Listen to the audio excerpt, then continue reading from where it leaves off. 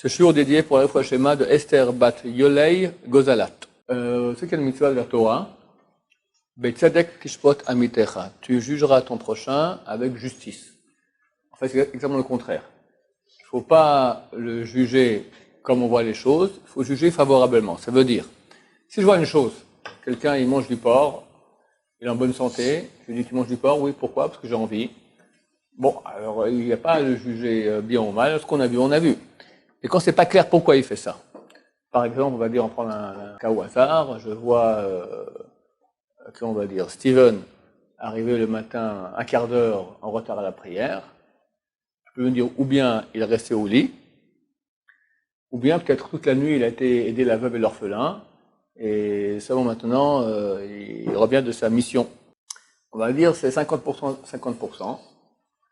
Alors, j'ai une obligation de le juger favorablement. Même si c'est pas 50%, 50%, on va dire des noms d'autres élèves qui ont tendance à rester au lit tard le matin, et il arrive un quart d'heure en retard. Pourquoi tu le regardes comme ça en rigolant? D'accord? Alors, j'ai le droit de le juger défavorablement, dire encore une fois il est resté au lit, mais j'aurai une midat chassidut, une mesure de piété, de le juger favorablement. C'est pas obligatoire, mais c'est une mesure de piété. On a l'habitude, à cause de notre ego, de juger les gens de façon négative. Parce que quand je juge négativement, alors je suis bien. Lui est mauvais, donc moi je suis bien. C'est un moyen de, comme à la piscine, demain soir il y aura la piscine ici à la Yeshiva. Donc vous connaissez, on veut enfoncer quelqu'un, alors tu l'enfonces, et quand tu l'enfonces, tu remontes. C'est toujours bien. Dans la vie aussi on fait ça, on enfonce les gens, comme ça on remonte. Il y a des mères qui tous les soirs avant d'aller dormir, elles font kashma à leur enfant, kashma shalamita, et leur dit raconte-moi une chose positive que tu as vue chez un de tes amis aujourd'hui. Et comme ça, le gosse, il apprend chaque jour à faire, il sait que le soir, il devra raconter une chose, il sait de voir quelque chose de positif qu'il a vu chez quelqu'un. Comme ça aide à avoir un regard positif, c'est quelque chose d'extrêmement bon.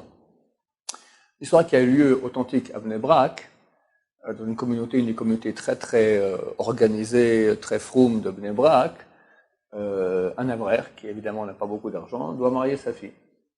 Alors ils sont tous organisés, tout ça, ils lui ont fait un chèque super bien. J'étais extrêmement touché par ça, vraiment je vous remercie du fond du cœur, ça m'aide énormément. Et voici qu'il invite toute la communauté, le jour du mariage, dans les salons les plus huppés de Ramat Gan Bnei Brak. D'accord, le truc, normalement une mana ça coûte, on peut trouver à 65 shekels, là-bas c'est à 400 shekels, d'accord. Alors la écoute vient, mais ils sont sidérés, on n'a pas mis l'argent maintenant pour se payer des menus pareils, etc.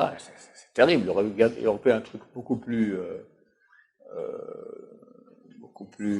tsanoua, sobre, voilà, et garder l'argent pour la vie, etc.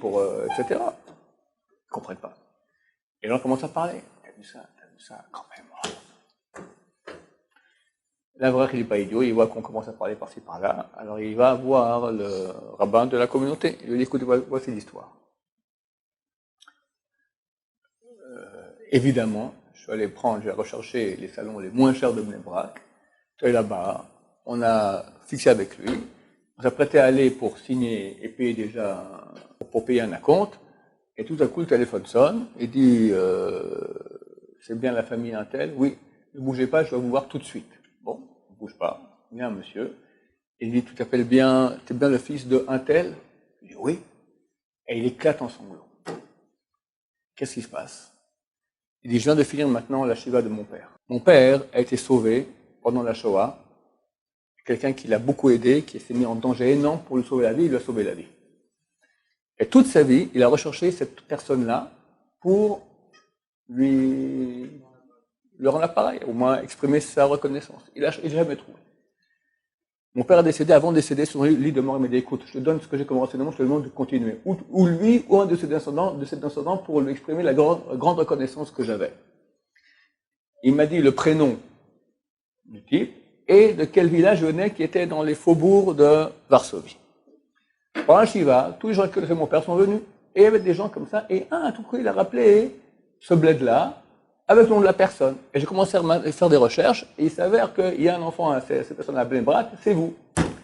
Ah, je suis extrêmement ému, de savoir que c'est bien votre père qui a sauvé. Oui, oui, effectivement, mon père m'avait raconté des choses pareilles. Effectivement, c'est bien mon père. Et bon, les deux sont en train, comme ça, à raconter l'histoire de leurs parents pendant la Shoah, comment ils ont été sauvés, etc.